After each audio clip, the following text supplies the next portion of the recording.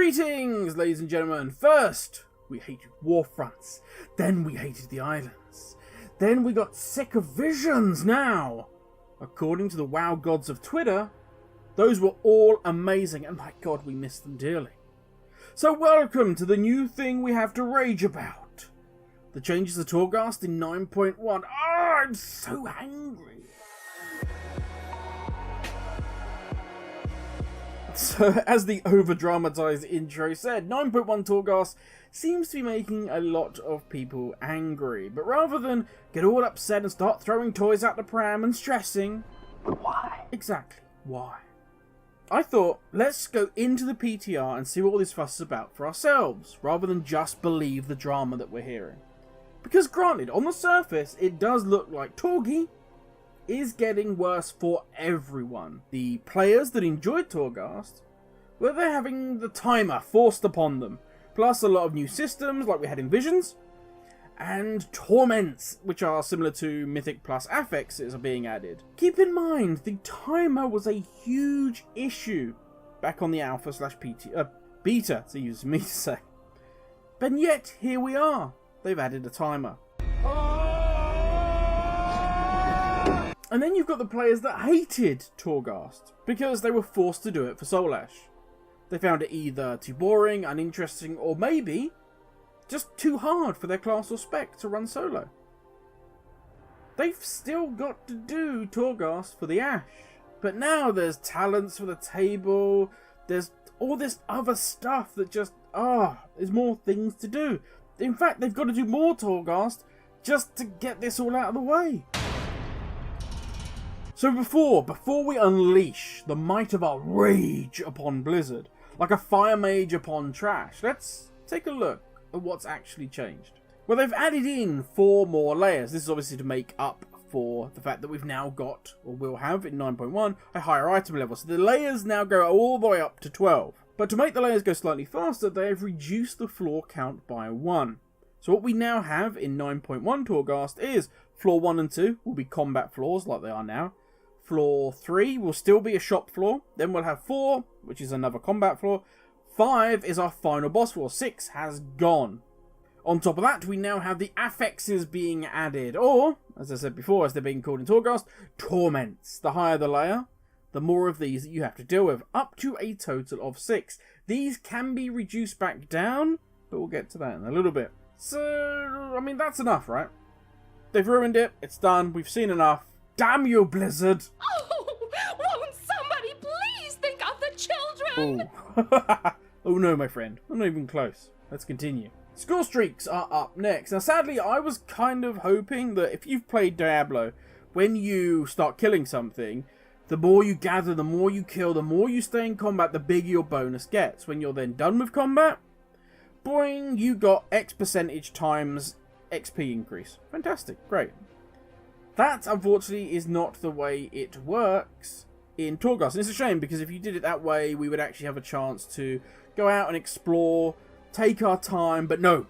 No. Sadly, this hot streak is always ticking, and if you're not doing something, if you're just running around, which on a slow class like the Death Knight, you're always slowly running somewhere, your hot streak is going to constantly be ticking down. That's frustrating. On a positive side, I will say that when you transition floors, it does pause. Also, when you're in the shop floor or you're in the broker's bubble, you will also get a pause. Also, all activities do count, so smashing urns will give you hot streak. So, you know, that's something, I suppose. Last of all, with regards to the layers and the floor section, is the scoreboard. Now, what is this, you ask? Well, at the end of the run, you are going to be scored between 1 and 5. 1 being that basically, I don't know, you died literally to the first trash, and that was it. You never got any further. It's game over. You didn't complete. 5 being that you did everything 100%. You were super fast. You never died. You are amazing. You're a legend. It's worth noting that you will need a score of 4 or above to move on to the next floor. If you achieve a 5-star rating, you gain access to the vault. That leaves only one thing to talk about.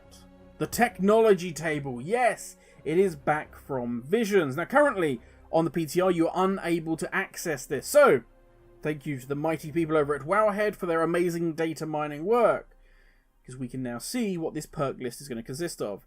It's 6 rows with 3 perks on each row. So let's go through them all. Let's see what we're going to be dealing with. Row 1. This consists of the Blessing of Ancients. Currently unknown. Some unknown buff is going to be given to you, stacking up to a total of 3 times, so you can have 3 blessings. Empowered Swiftness. Yeah, you guessed it. It increases movement speed. Starts at 50%. Goes all the way up to 100% increase. Last on row 1 is Self-Replenishment. You poop out little healing orbs around yourself when you first attack a boss. This is very much like the Torghast power that we have now, where you attack an elite, you poop out healing orbs. You can stack this up to 3 times, having 3 orbs around you, which is always nice. Row 2, Feed from the Torment. We spoke of a way to reduce torments on your runs. Well, this is it. There are 2 points you can spend here. Each point reduces your torments by 1. So, if you're at the very max level, you have 6 torments. Potentially, if you have 2 points in this, you can reduce that down to 4. All good. Empowered Rampage. This has 5 levels and allows you to stay empowered for longer. When you hit a hot streak, you gain a buff if you have a high enough hot streak. This perk enables you to keep that buff for longer. Discovered Cache. Brokers within Torghast will offer you more goodies. Little funny side note here. There is an ability called Shoplifter. We don't know how you get it, but this makes the brokers hostile when you're in Torghast, and killing them will actually grant you more goodies. Row 3. Undeterred. This stacks up to 5 times, starting at 5% reduced damage from bosses, and it will go all the way up to 25% reduced damage. On the flip side, if you fancy something a little bit more power punching, Inexplicable Power. Again, this stacks up to 5 times, but this time, when you engage a boss, your damage is increased by X amount for 20 seconds. Again, starts at 5%, ends at 25% increased damage. Then, last of all, in row 3, we have the Adamant Vaults. If you are able to gain a 5-star score from completing your layer, you will get the chance to enter the vaults. You can take a little peek inside on the PTR. So let's snap our fingers, and you guys and girls can see the last 2 layers and the boss. Continuing on to row 4, Soul Fragments. Each remnant adds 1% stamina, so when you free one of those little souls, you're also going to gain a stamina buff, which is really nice. Good Reflexes. This has 2 levels. It starts at 20%, and what it does is it reduces the damage that you get from traps. Yes, I know a lot of people that are going to be very happy about this one. If you've got all the points in this, you end up with 40% reduced damage from traps. Death Denied. 3 points here. It starts at 5% chance for your death to not count against you. With all the points, it goes all the way up to 15% chance to not count a death. Row 5. We're getting into the big boys now. Unflinching. 5 points to spend here, taking you from 5% reduced damage from elites all the way to 25% reduced damage from elites. That is huge. Anima Attuned. Elites drop an anima orb 25% more often. The second points take this up to 50, so every elite has a 50% chance to drop an anima orb. Finally, for row 5, Elite Slayer. 3 perk points allowing elites to give you 10% additional score. Maxed out, elites will give you 30%. That is pretty huge. Finally, we have reached row 6. Meddle with Fate. Yeah, this is a cool one. Up to 1 time per run, you may reject an anima power selection and obtain a replacement set of choices. This can be upgraded to 3 times. Basically, you've got a set of anima powers you don't like. Blah. Let's re-roll the dice and see what we get. Score Hero. Killing a creature has a low chance to make you fully empowered. Yes, as we spoke about before, if you cap out your hot streak, you become empowered. This will basically just, you kill something, there is a very low chance that you will just go max out empowered and gain your big buff. Finally, Empowered Mastery. While empowered, you gain 20% damage increase, 20% healing increase, and movement speed buff. There's a lot there. It is worth noting that each perk upgrade, when you get to row 6, costs you 2,000 currency. Currently the currency is called Tower Knowledge. We don't know if that's staying or if that's just there for PTR. But when I was doing the Torghast runs, roughly each run gave me between 40 and 50 knowledge. This, of course, oh God, I hope, will increase over time, but still, it's going to take some time to start buying these perk points. So here we are. Whew, we're coming to the end. Ignore all the bull you're hearing from the comment sections. Ignore all the bull you're hearing from people on Twitter. The simple truth is, if you like Torghast, this will add depth and improve it. If you hate Torghast, this will only make you hate it more. That may not be the case in the start. Don't get me wrong, when you first enter the new and improved Torghast, it's going to be harder. It's going to be a genuine challenge for you, especially to rise up the ranks. But that will soon wear off. Once you've got a couple of table upgrades, you've got some new 9.1 patch gear, this will soon become as trivial as current Torghast is. Exactly the same as we've had with Islands, exactly the same with Visions. Visions were great in the beginning, then they became trivial because you could just easily do 5 skulls, not a problem. And the worst thing is you need to do it so that you can max out your character, so you can get the most from that character. Don't get me wrong, you'd much prefer to be doing PvP, M+, raiding, pet battles, whatever it is in WoW you love. These changes won't change your mind, as I say, if you're already not a big fan of it. If you love Torghast, which, to be fair, I do, because I love going in and having a laugh with my friends, then worry not. The drama surrounding things like the new affixes, the torments, or the timer, they've been so overblown. So let's take a look at the stars and the timer. Because as I say, this is a big thing. This is something that nobody wanted. We were like, no, definitely don't want a timer. We've got enough of that with things like M+. We don't need more Diablo creeping into WoW. So to gain 4 stars, which is what you need to go to the next floor, you need a score of 100 or above. If you get all the souls, you get all your urns, you help the people out on each floor, then you will gain 100% completion. That equals 100 points. That's it, we're done. We can drop the mic and walk off. Right there, you can ignore everything else. You can get no hot streak, you can get no time bonus. You are still getting 4 stars and you are moving on to the next floor. But on top of that, you're going to gain things like hot streak bonuses. Even if you suck like I did during this video and you have a really low hot streak score, you're still going to gain a bonus for that. You're still going to get some good points, and that's all just gravy on top. Then the big thing, the thing that's worrying people, I think, is that Blizzard have created what they're calling par times. This is where, as I say, a lot of people I think are having the issue. If you are under the par time, then you will gain points. If you're over it, you're not going to get any points. But enough waffle. Let's actually just go into an example so we can understand how this is all going to work out. Let's say you have a knife safe run. You're not rushing, you're, I don't know, on your ult that you're not 100% on, and you just want to take your time. You kill some mobs, decent pulls, but not crazy. And you're smashing some jars, but hey, as we all do, you miss a couple. So you get 89% for your completion. This is low, I will say. If you're taking your time, you'll have much higher than this. And your time bonus, we're going to say you just walked off halfway through. You know, the phone went, the door went, whatever it may be, and you're going to get no time bonus whatsoever. Your hot streak bonus, you get 20% of the time you spent on your hot streak. Now that's going to grant you 14 points. So this is a worst case scenario we're saying here. Okay?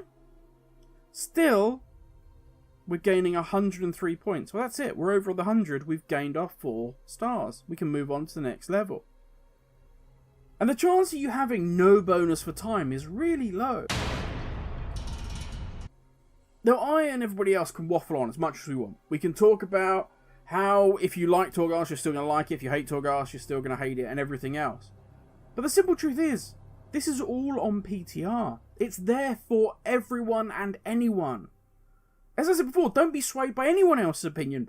Mine, the Twitter mob, the people screaming on the WoW forums, or wherever else. Just go in there and give it a try. Then we can start having a proper conversation. And as more features are added onto the PTR, we can keep that conversation going. We can keep giving Blizzard constructive feedback. But here's the thing, Blizzard, please, stop forcing people to do features that they don't want to do. WoW should be better than that. WoW is a massive game. There is something for everyone here. But when you force players to do something they don't enjoy, you're never going to win them around by going, hey, that thing you hate, we've added more things to it, and you still have to do it. You could just simply add Soul Ash to the whole of the Maw now. Include the new zone, the Korthia. Include the new mega dungeon even.